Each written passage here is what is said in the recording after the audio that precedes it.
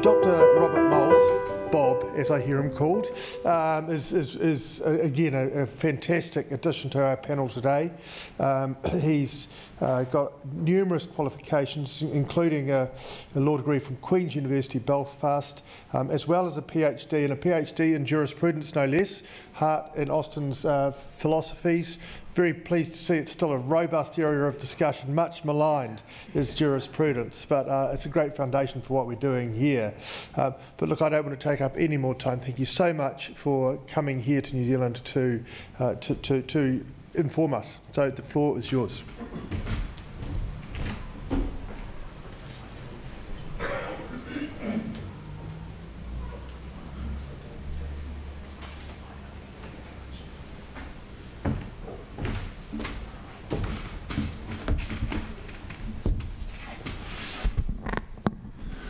Well, good afternoon, everybody, and thank you so much for allowing me to come along here today and to address you on these important issues.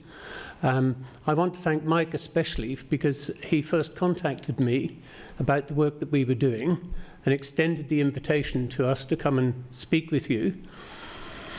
I'm of the opinion that this sort of international collaboration is extremely important. I was just minded by the comments of David earlier this afternoon, when he said that occasionally, as a victim of a miscarriage of justice, you might get into a rather dark place when you think that nothing is happening. I can assure you, David, that as researchers on miscarriages of justice, we have visited those dark places very often because we sometimes have an appreciation that somebody has been wrongly convicted. We are doing the very best we can to do something about it. And then the institutional forces that have occasioned this wrongful conviction seem absolutely determined not to respond or to do anything about it. And that makes us feel very frustrated, and it creates great difficulties for us sometimes when we think to ourselves, what's the point? How are we ever going to move on from here? And so, in relation to a number of our cases, we had put in petitions. As Bibi mentioned, we had to wait 4 years just to get a no from an Attorney General on Mr. Keogh's petition. We think that in some circumstances, the situation that we've been through over this last number of years is really quite disgraceful. I would like to be able to explain to you something about the cases that we have worked on, because I think it's important that we share our experiences with these cases. I also think it's important that we provide that sort of peer review that Bruce McFarlane was referring to earlier. Remember when he was saying that working on difficult cases, you need to bring in somebody who'll provide you with a pair of fresh eyes to review the case. I think that as we work on miscarriage of justice cases, we too need to bring in fresh eyes sometimes to look at the cases that we're reviewing. I can remember many years ago, we approached AIDWIC, now known as Innocence Canada, to help us with an independent review of the Keogh case. I think sometimes it might help if you have cases in New Zealand, if you can reach out to people in either the UK or maybe in Australia and say, would you have a look at this case for us? And let us know your honest opinion as to whether it constitutes a miscarriage of justice and whether you might be able to provide a report to us about why you think it perhaps is a serious miscarriage of justice. So in South Australia, we had often sought an independent pair of eyes from people from interstate and sometimes from overseas to help us build the case that we want to argue and to try to bring pressure to bear upon those officials in South Australia who seem very determined not to do anything about these cases. So with your permission, I'd like to go through some of the issues that we've tackled, explain to you what the problems are, and then seek your opinion as to whether you think that this is merely an act of cognitive dissonance on the part of these state officials, or whether, in fact, it might be something a little bit more serious than that, and a clear determination, I think in some cases, not to correctly apply the rule of law. One of the reasons, and if I may just digress just for a second, one of the main reasons that I'm so concerned about this is that I did my law degree in Belfast, and I did it there during the Troubles, as they euphemistically called it. During the time that I was there, around 3,000 people were killed in shootings and bombings. It was not uncommon for somebody to knock on the door of somebody's house, and when they answered the door, they'd be shot dead. It was not uncommon for bombs to be placed underneath cars that would be set to go off at a certain time. And if some person just happened to be wandering past, as happened on one occasion when the grandfather and grandchild were just walking past and the bomb blew up, and people were killed. I was involved in the very first daylight bombing in Belfast, and I can report to you that if I'd come back from lunch 90 seconds later, I would have been the first person to have been killed in a daylight bombing in Belfast. I had come back from a lunch. The bomb was placed underneath the stairs on the ground floor. I had just walked up those stairs to the first floor. I went through a set of double doors to my office and then walked about 10 paces beyond the double doors that saved my life when the bomb went off. So 90 seconds and I'd have been a goner. I have to say that that helps to focus your attention on the importance of the rule of law, and I have a very firm commitment that the rule of law is important and it applies to each and every one of us, including prosecutors, expert witnesses, and of course, judges. I fear that sometimes in the work that we have done, we have exposed not just unintentional error, but a deliberate intention on the part of some of those officials not to apply the law correctly, and perhaps because of fear of embarrassment or the consequences that it may lead to. But whatever the reason, it is totally unacceptable. And that's why I think it's important for us to step outside of South Australia and then to explain to you what's gone wrong over there, in the hope that some of you might think, well, we're all part of this international community. We all depend upon roughly the same laws applying, and we still depend upon justice and fairness applying in each of our societies. And if it is that wrong over there, and maybe we can make a contribution to that, they in turn can make a contribution to the things that are going on here.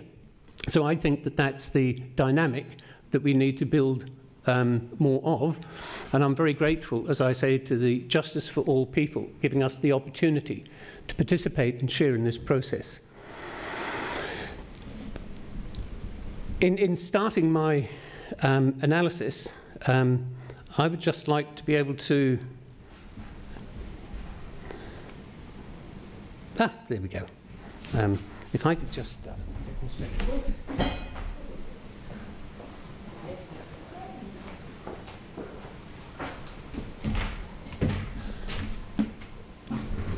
I would just like to reassure you that everything I'm telling you about today has been published. There's nothing secret here. And in fact, much of it has been published a very long time ago.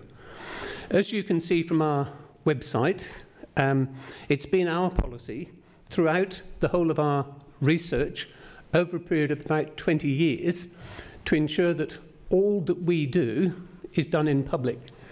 All of the submissions that we make, all of the petitions that we have lodged have all been placed on our website as they occur.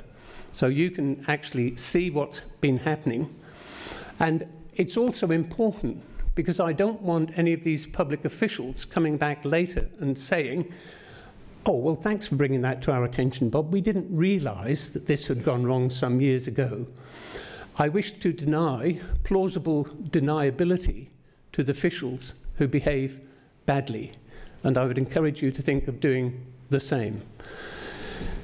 As a way of illustrating that, we started working on miscarriages of justice in the year 2000, and if I can find out, yes, how this works.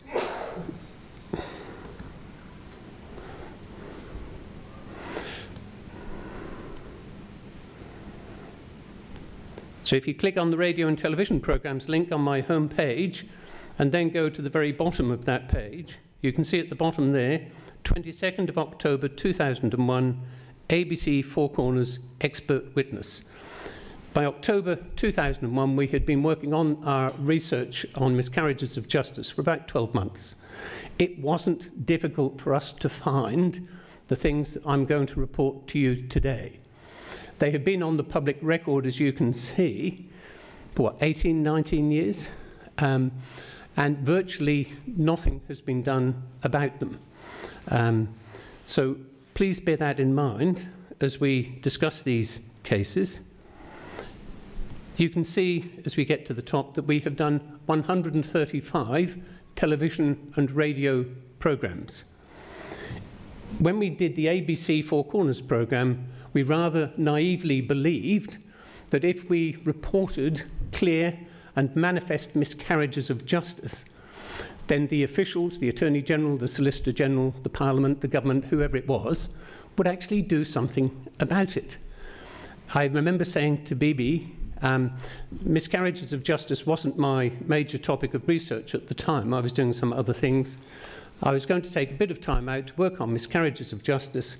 I thought it might take us maybe 12 to 18 months to provide a proper report on what had gone wrong, and then we could get back to our main game. I had no idea that 20 years later I'd be standing up in public and talking about these things. In 2001, we published the programme, and in 2004, we published this book, A State of Injustice. After the programme, the Attorney General had said that we'd been mischievous, that we were misreporting things, we'd misled the reporters on the ABC, and that really there was nothing to be concerned about. So we thought, again naively, if we wrote it down, provided footnotes and quotations from the relevant transcripts, that would speak for itself, and then they would do something about it. That proved not to be the case. Because the case of Henry Keogh was going to be our lead case, we thought, well, maybe if we just wrote a book on that, that would make it a little bit more clearer. And so we published that in 2006. We can tell you now, with the benefit of hindsight, that in Chapter 11 we set out the grounds on which we thought Mr. Keogh's conviction was a wrongful conviction, and essentially that provided the basis on which his conviction was subsequently overturned 8 years later. Because it was being suggested that we were being mischievous and that we weren't really credible authorities on these things, we thought we better try and correct the balance and the perceptions. And so that's when we worked with Kent Roach, Canada's leading law professor on the topic of miscarriages of justice. And in 2010, we published this book, as Bibi mentioned. And then afterwards, we published this one on the new right of appeal. Essentially, the case law that we've worked on has remained unchanged since October 2001. So let me mention to you briefly, run you through the sort of cases that we've been dealing with. Mr. Fritz van Beelen was convicted of the murder of Deborah Leach in 1971. The evidence put against him at the time comprised essentially important evidence by a forensic pathologist. His name is Dr. Colin Manock. He was the chief forensic pathologist in South Australia, and he'd been appointed to that position in 1968. So Van Beelen was to be his first major case. The important thing about the Van Beelen case was that the time of death became absolutely crucial. It was known that Mr. Van Beelen had left the beach by 4:30, and it was known that Deborah headed down to the beach at 4 o'clock. It was therefore important from the Crown's point of view to establish that the death had occurred between 4 o'clock and 4:30. Dr. Manock was not only the chief forensic pathologist, but he was also a very obliging sort of fellow. And he was able to give evidence at Mr. Van Beelen's appeal, at his trial, in which he said, "I am satisfied that Deborah Leach was dead by 4:30 and no later, and of that I could be virtually certain."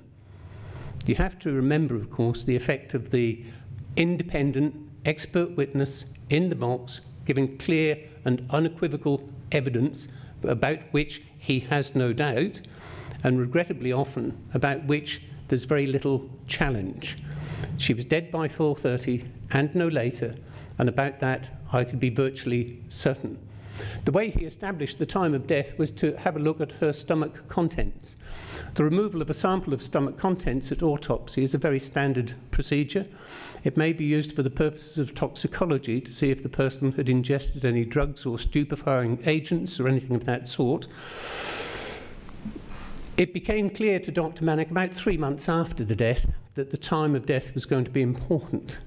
He went to the freezer, which contained a small jar of stomach contents. He removed that from the freezer.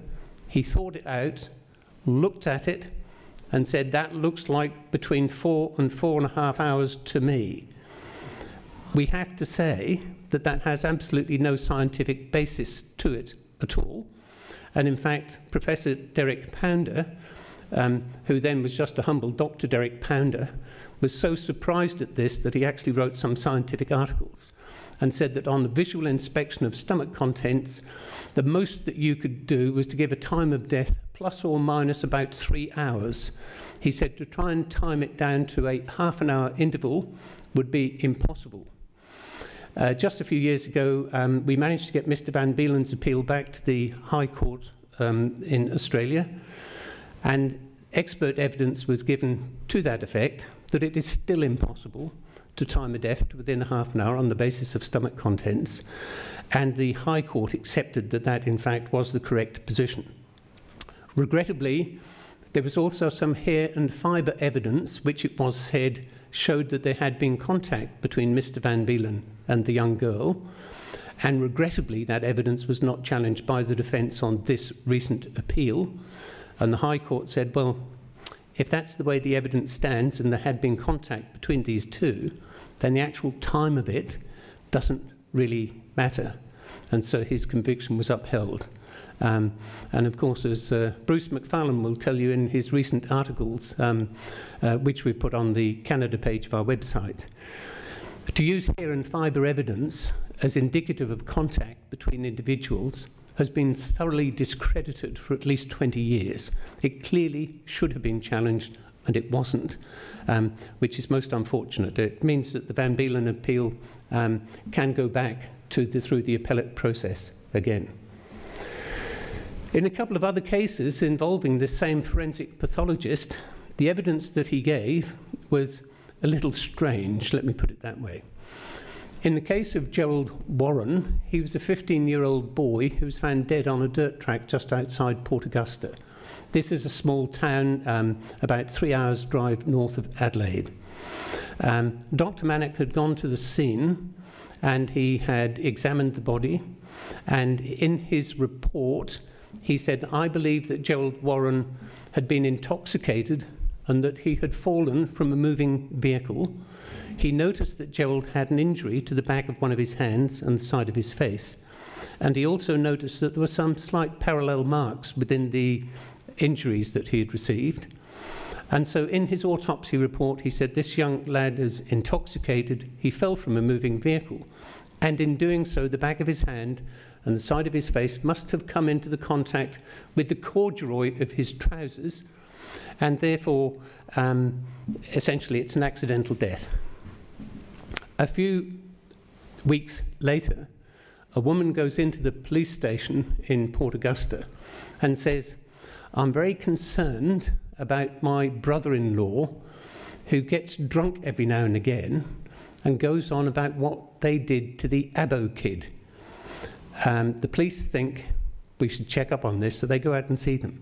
He actually explains what in fact they did to the Abo kid.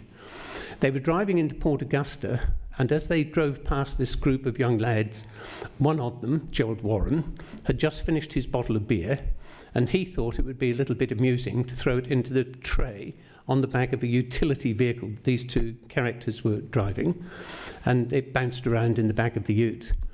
They took exception to this and thought that that was not a very polite thing to do. They went to the bottle shop, they got a 6-pack of beers. On the way back up the road, they waved them out of the window and said to Gerald, "Why don't you come and join us for a drink?" And he said, Oh, terrific idea. Hopped in with them, off they went, out to where this dirt track was. They get out of the vehicle, they're standing round by the back of the vehicle, and one of them reaches into the tray at the back and takes out a scaffolding bar and begins to bash him about the head and body with the scaffolding bar and beats him until he goes unconscious onto the ground. He then says to his mate, "Get out the way," he says, "I'll run him over." And he does so. He reverses the vehicle back over Joel's body, back wheels and front wheels, comes forward again with the front wheels. His body snags on the exhaust, and the fellow stabs on the accelerator, spins the vehicle round, and the body is thrown out into the bush. And off they go. The trouble is, you see, that these two fellows were charged with murder. And at the murder trial, the evidence goes a little bit like this. Well, Dr. Mannock, I understand you say that the injuries to his hands and face have been caused by the threaded end of a metal pipe. Yes, that's correct. But I also understand that in your earlier report, you said that they had been caused by the fabric of corduroy. Yes, that's correct. Isn't that a bit of a problem? No, it's not a problem. Well, could you explain it for us, please? Yes, of course. If you were to impress the fabric of corduroy against the skin on the one hand, or you to strike it with the threaded end of a metal pipe, the physical forces involved are very similar, and the injuries would be indistinguishable at autopsy. Now, I don't know if there's anyone here who's inclined to go along with this, but we could kind of run a little experiment, couldn't we, and get my little corduroy cushion out and my metal bar out and offer you a choice. And I would assure you, on the basis of Dr. Mannock's evidence, that it doesn't matter which cue you form, it's going to feel the same. But then it carried on much in that vein. Well, Dr. Mannock, I understand you say that this young man was killed by having the vehicle driven backwards and forwards over the top of his body, yes? But earlier I understood you to say that he'd actually fallen out of a moving vehicle.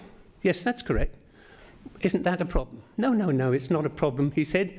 And you understand now how this is going to go, don't you? If you are thrown out of a moving vehicle on the one hand, or have the vehicle driven backwards and forwards over you on the other hand, the physical forces involved are very similar, and the injuries would be indistinguishable at autopsy. It's plainly nonsense, isn't it? But please bear in mind that at a criminal trial you have 2 QCs, 2 junior barristers, 2 solicitors, and a judge all listening to this. And as we read through the transcript of the trial, I did expect somewhere for it to say, and the judge threw his wig on the ground and said, "Bugger me, that can't be right. What's going on here?" But nobody did. Nobody said anything about it at all. In a later case that we had David Zack, who was a young man who was convicted of the murder of his older boyfriend. David was 18 at the time. His boyfriend was a 44-year-old criminal lawyer in Adelaide whose body was found in a freezer at his home office. Dr. Mannock went to the scene, and whilst there he removed the body from the freezer and found it was frozen solid. He thereafter managed to insert a needle probe into the body and into the liver, so he got the core body temperature, so he knew how frozen the body was. From that alone, he was able to determine, for the benefit of the court, that this man had been shot and killed between 6 and 6:30 the previous Tuesday afternoon. He was asked if he knew the ambient temperature because, of course, when a person's shot and the heart's not beating anymore, it's not generating heat. And if there's a temperature differential, they will begin to sort of even out. So it's important to know the ambient temperature in the room when the person's killed. It's also important to know the time interval between when the person was killed, when the body was placed in the freezer. Knowing the temperature of the freezer when the body was placed in there would be helpful, but he didn't know any of those things. He merely said that he thought he was killed between 6 and 6:30 on Tuesday afternoon.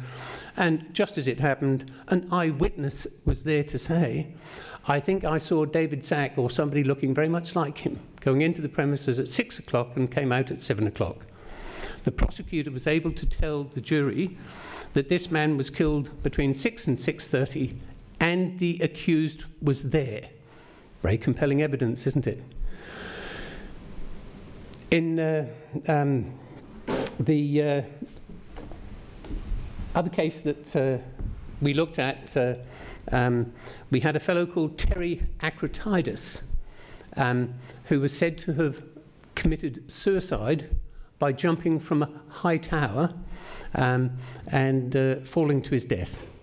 Dr. Manock didn't do the initial autopsy, but he was giving evidence to the coroner about what the autopsy report meant. And it goes a bit like this. Well, Dr. Manock, I understand you to say that this young man has committed suicide by jumping from a high tower. Yes, that's correct. Are his injuries consistent with having jumped from a high tower? Oh, well, says Dr. Manock, I suppose it depends how far he'd fallen, doesn't it, really? Would it have been 150 feet, 250 feet, 350 feet, 450 feet? And then in the transcript it goes ... indicating that he was interrupted, and thankfully, by the coroner, who said, but Dr. Manock, I understand the tower's only 150 feet tall. Could we assume that he hasn't fallen any further than that? So Dr. Manock said, oh, well, look, I mean, if he's fallen 150 feet, his body then struck the roof of the adjacent building, landed on the ground, and according to my calculations, he says, oh, let me see now. Oh, yes, he would have hit the roof at 100 kilometres an hour. What makes you think that his body hit the roof of the adjacent building? Well, because it had a hole in it where he hit the roof, that's why. I see. Is there anything that we need to know particularly about the roof of this adjacent building that had the hole in it? Well, he says, it was made out of concrete. It was 2.5 inches thick, and it had 3/4 inch metal bars running through it in a 3-inch mesh. So it's a thick concrete roof, heavily reinforced, and apparently the impact of his body knocked a hole in it 1 foot square. Well, now, Dr. Manock, can you tell me, did this young man have any serious external injuries? No, he didn't. No. Are you surprised by that? No, I'm not surprised by that. Could you explain it? Oh, yeah, it's quite simple, you see. And you have to listen to this very carefully. He didn't have any serious external injuries because his clothing was interposed between his body and the surface that it struck. Now, what that means in plain, ordinary English is this. He had a shirt and a pair of jeans on. He was actually falling partially inverted, according to Dr. Manock, so that would be head first. But he wasn't wearing any clothing or hat or anything around his head, so his head would have hit the concrete first. But he didn't have any skull fractures or anything of that sort. But apparently his shirt and his jeans protected his body from serious external injuries. Dr. Manock, have you read up on the sort of injuries that people get after falling from a height? Oh, yes, he says, I have. And what sort of things have you read? Oh, he says, I read some of my own previous autopsy reports. Oh, after people had fallen from car parks and the like, you see. Very interesting, very illuminating. I don't suppose a book or something would be in there, maybe an article, scientific article, something of that sort. No, nothing like that. That's all thought to be quite satisfactory. When we get to this stage of the time of death, you notice how time of death seems to crop up in these things? Very, very important, very helpful, especially if you have an obliging pathologist. Now, Dr. Manock, the person who did the initial autopsy, she said she thought the time of death was about 12 hours before his body was found. Yes, she did. But I understand that you disagree with that. Oh, yes, I do. So what do you think the time of death was? Well, what she meant to say was not 12 hours before the body was found. She meant to say 12 hours before the body was undressed at the autopsy. I see. And what time was that? Well, that was 8:15 in the morning. I see. And now we know that that's significant because Dr. Manock is busy explaining to the coroner that we actually don't have any photographs of the autopsy. It would be useful to have photographs of the autopsy, we think, but not according to Dr. Manock. Dr. Manick, why don't you have any photographs of the autopsy? Oh, well, that's because we started the autopsy at 8:15 in the morning, and the photographer doesn't arrive in till 8:30. And you think, well, I don't suppose you'd finish the autopsy in 15 minutes, would you? I don't know. Perhaps he was just very quick at it, you know. Thank you for visiting Turia. The library will be closing in 20 minutes' time. Oh. Well, I better get a jiggle on, hadn't I? Dr. Manick is busy explaining that he died, 12 hours before the body was undressed at the autopsy. But there is a little problem with that. So if he died at 8:15 in the morning, I suppose we could work out that really Dr. Manick is saying that he must have died at 8:15 the previous evening, wouldn't he? Are we agreed? Good. Okay. The only problem with that, you see, is that the police actually found his dead body at 6:30 that evening, which means that he would have died about an hour and a half after the police found his dead body, when it was already stiff with rigor mortis, which takes about 8 to 10 hours to develop, you see.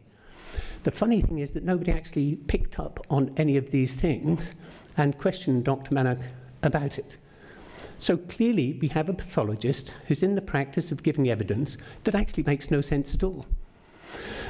I better skip ahead now, as we're going to be turfed out in a minute or two, but I must mention to you about the baby deaths. There were 3 little babies who had died, and they were aged respectively 3 months, 3 months and 9 months. And Dr. Manick did the autopsies for all 3 of them. He concluded they're completely separate cases, no connection to each other, and he concluded that each baby had died of bronchopneumonia. The charges that had been laid against the parents for homicide were dropped, of course, because bronchopneumonia is not a criminal offence, as I'm sure you're well aware. The doctors at the hospital were very upset about this, and they asked for an independent review of the baby deaths. A good friend of ours who's worked a lot on the Keogh case did the independent review for the coroner, and he reported back to the coroner that in fact there was no trace of bronchopneumonia in any of the 3 deaths. He explained that identifying bronchopneumonia is a very simple process, and a first-year trainee in anatomical pathology could identify that down the microscope without any difficulty. When it was pointed out that one of the babies had 15 broken ribs, another one had serious skull fractures, and another one had such a serious fracture of the spine that the specialist at the Women and Children's Hospital had only ever seen a case as bad as that once before in his 30-year career, it became perfectly clear that the babies had been beaten to death. The coroner issued a report in which he said that Dr. Manick's work was hopelessly incompetent, that Dr. Manick must have appeared to have seen things that couldn't have been seen, like signs of bronchopneumonia, and that in his answers to questions before the coroner, he'd given answers that were spurious, and that basically means not honest. So he's dishonest, he's incompetent, he sees things that can't be seen, and his autopsies achieved the opposite of their intended purpose. However, the coroner then did a remarkable thing, and he then said, I was aware that Dr. Manick was about to go and give evidence at the Keogh trial next week after I finished my report. And because I didn't want to interfere with Mr. Keogh's trial, I decided to keep my report a secret. So it wasn't disclosed. He went ahead and gave evidence at Mr. Keogh's trial, and was subsequently revealed by the Court of Appeal 14 years later that he'd also given evidence at Mr. Keogh's trial that reported things that couldn't have been seen, like it was suggested that Keogh had drowned his fiancée in the bath. So whilst he's relaxing in the bath, he comes along, he grabs her leg, lifts her legs in the air, pushes the head down, drowns her in the bath, because he's supposed to be getting married 6 weeks later, and apparently he didn't want to get married to her. So rather than just tell her, look, the marriage is off, he thought, oh, I'll murder her, I'll drown her in the bath. I won't have to get married then, will I? And so Dr. Manick said, I saw bruises on the leg, and it's perfectly clear to me those bruises constituted a hand grip. If it is a hand grip, then she's been murdered, couldn't be an accident. I looked at the brain at autopsy. There wasn't any damage to the outer surface of the brain, so she must have been conscious when she was forced into the water and all this sort of stuff. None of that has any scientific validity at all. And the Court of Appeal 14 years later, basically said similar things to what the coroner had said in the baby deaths. The difficulty you see is that the coroner had an absolute obligation to disclose his report. The failure to disclose his report meant Mr. Keogh didn't get a fair trial. He disclosed his report 2 days after Mr. Keogh was convicted. From that point on, every person who knew anything about the most basic legal principles would know that Mr. Keogh was entitled to have his conviction set aside. And we made that perfectly clear as soon as we started working on the case. We didn't have to wait another 14 years to create a new statutory right of appeal to get the courts to do what they should have done in the first place. The interesting thing is that when Mr. Keogh's appeal came up, of course he had a right to an appeal, the counsel who defended him, an eminent QC, didn't mention the non-disclosure of the baby deaths report on his appeal. And when we spoke to him afterwards, we asked him about that, and he basically said, look, yeah, that's correct, I didn't mention the non-disclosure of the baby deaths report on the appeal because, first of all, I couldn't see how that would help Mr. Keogh's appeal. And then secondly, I hadn't a chance to read the coroner's report at other than an embryonic level before Mr. Keogh's appeal came on for a hearing. So what that means is an eminent QC, I couldn't read a 72-page report in 3 months, even if it was going to save my client from having to serve out a life sentence for murder. It doesn't make sense, does it? And the difficulty is that when I look at these things and I try and reconcile them with what Mr. McFarlane was saying about, you know, very often you have prosecutors who make mistakes and maybe get into a kind of mindset where they're not thinking clearly. That can't apply to these types of decisions, in my respectful opinion. One of the particular difficulties that we had with Mr. Keogh was that we kept putting in petitions for him and they kept getting rejected. He was our lead case, and we thought we have to focus on this case to get it through. If we can't get this one through, we can't get any other cases through. So we made it our lead case. As Bibi has explained, we gave up on the petition procedure and then started creating this new right of appeal.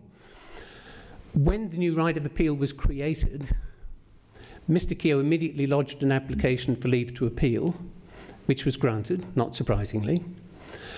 And when his leave to appeal application was granted, the state then handed over a report that had been obtained about 9 years earlier.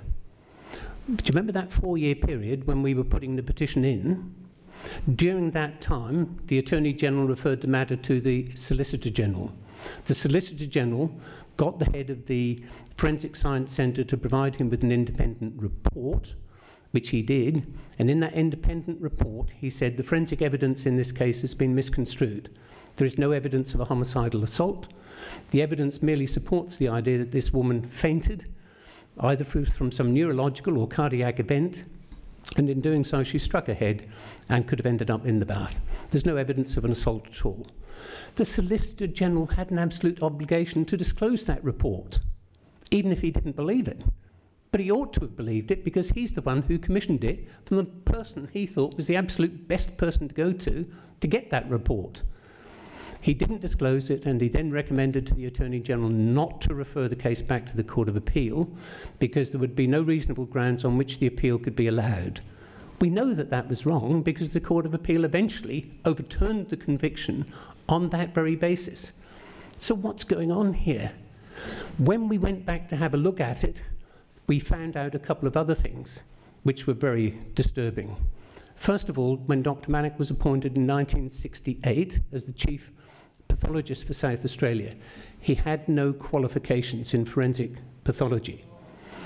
Apparently, the deal was we knew that he wasn't qualified, but we thought if we appointed him, he'd then study and get his exams and get qualified. In 1971, he's heading up to the Van Beelen trial, and so therefore we fitted him up with a certificate called the Fellowship of the College of Pathology. We just issued a certificate with his name on it and made him a Fellow of the College of Pathology. The head of the College of Pathology was asked, "Why did you do that?" And he said, you can see it in the ABC Four Corners programme, well, you know, if somebody comes from England and has qualifications, well, we'll give them the Australian one to match it. But as Sally Neighbour said, he didn't have any English qualifications. That's right, yeah, I remember that now. So why did you give him this fellowship? He said, it was because of the seniority of the position that he held. So because they'd appointed him to a senior position and he didn't have any qualifications, they thought they'd fit him up with some to make him look better. In 1975, the Forensic Science Centre advertised for a senior director of forensic pathology. They thought it's about time maybe we bring somebody in above him, supervise him, make sure he's doing his job properly. And at that point, he sued them for constructive dismissal. He said, look, you've appointed me as the head person. You can't appoint anyone above me. The litigation went on for 6 years. The important thing is this. During the course of the litigation, the head of the Forensic Science Centre went into the Supreme Court of South Australia and said as follows: the reason we have to change this man's position is because he's not qualified to certify cause of death. Now, if you're a forensic pathologist, that could be a bit of a problem, couldn't it? I mean, you might like to ask, well, what's he actually been doing over the previous 5 or 6 years? Certifying cause of death, I think, would be fairly high amongst it, but he's not actually qualified to do that. And is there anything else that you'd like to tell the court while you're at it? Yeah, we'd just like to explain that the other reason we have to change his position is because he has no expert qualifications. What that means is, of course, and you wouldn't be surprised to hear this, that means he cannot give evidence in court as an expert witness, because you do have to be qualified as an expert to give evidence as an expert. That's kind of logical, isn't it? Yeah. So he can't certify cause of death, and he can't give evidence in court as an expert witness. Now, the problem that we have, you see, is with this cognitive dissonance thing. You would think that at that point, they would stop him certifying cause of death and giving evidence in court, wouldn't you? But they didn't. They allowed him to continue doing that same job for the next 20 years.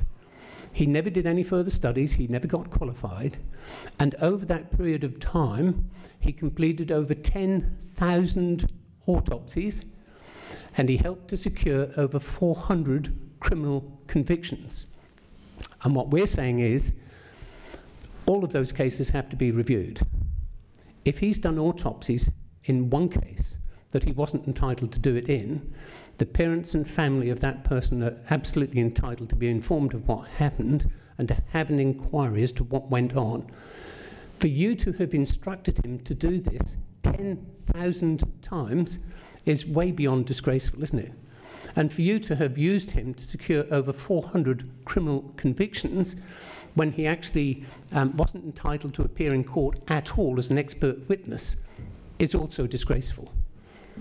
Could I take another 30 seconds just to mention one more case? If you haven't been scared enough already, I do have one extra little story to tell you, and it's about a place called Minturby in the Aboriginal lands in South Australia.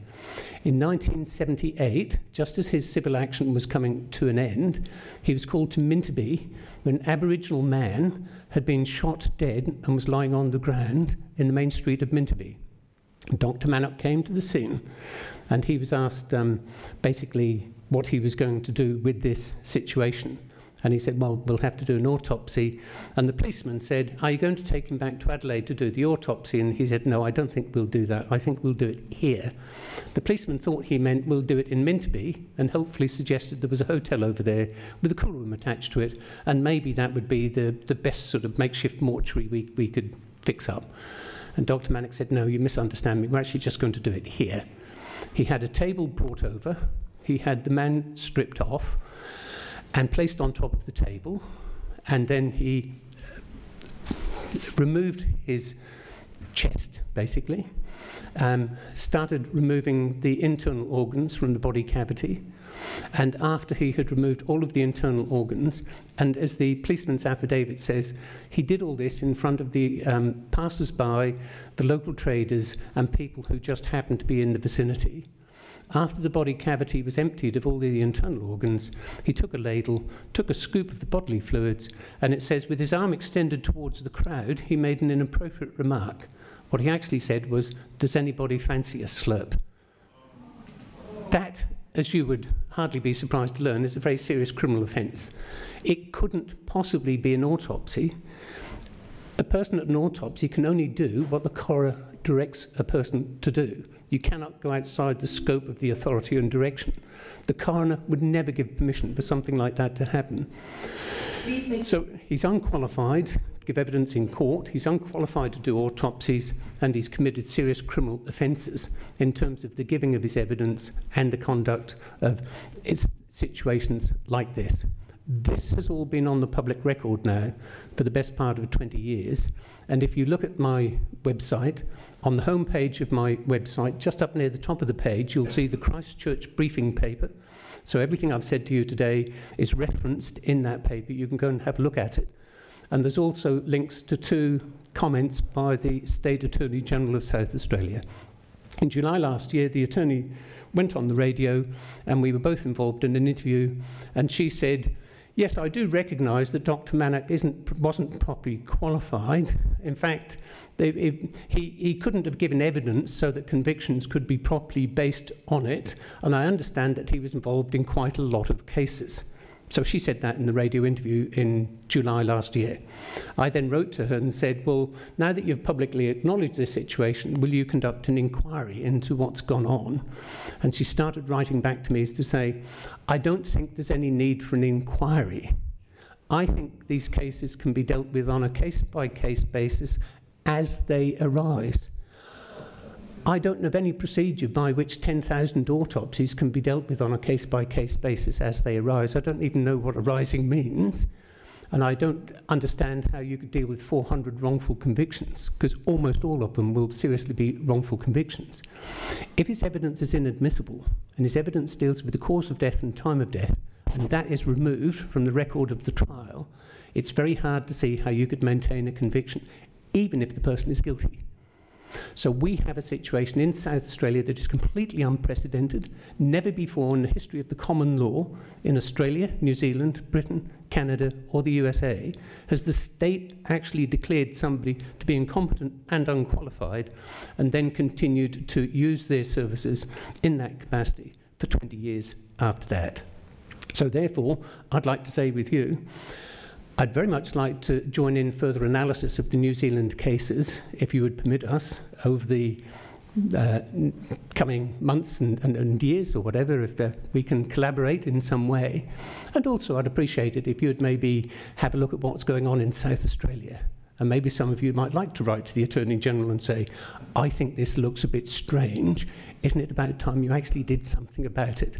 As Bibi mentioned, the Victorian Attorney General has accepted that there are general problems with the use of forensic evidence in criminal trials, and she's now going to urge all of the Attorney Generals in Australia to conduct a review of forensic evidence in criminal trials, and you can rest assured that we'll be putting in a submission to them to say maybe you'd like to have a look at the ones in South Australia too.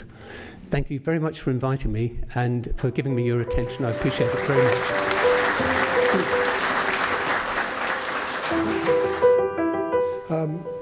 So Mark, I wonder if you could close with a karakia. Thank you very much.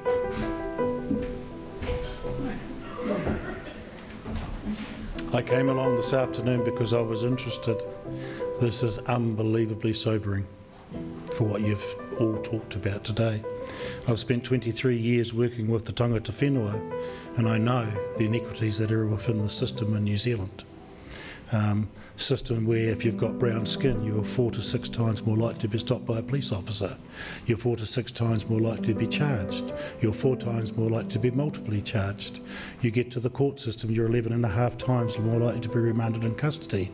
In the latest data from Justice, you are now 7.5 times more likely to be incarcerated. That's New Zealand's legal system, and it's been like that for 179 years, and we need to address it. I will finish with a karakia. Kia tau, kia tātou katoa, te ata whai o tō tātou ariki a hukuraiti, me te aroha te atua, me te whiwhinga tahitanga ki te wairua tapu, ake, Āmine. And thank you again.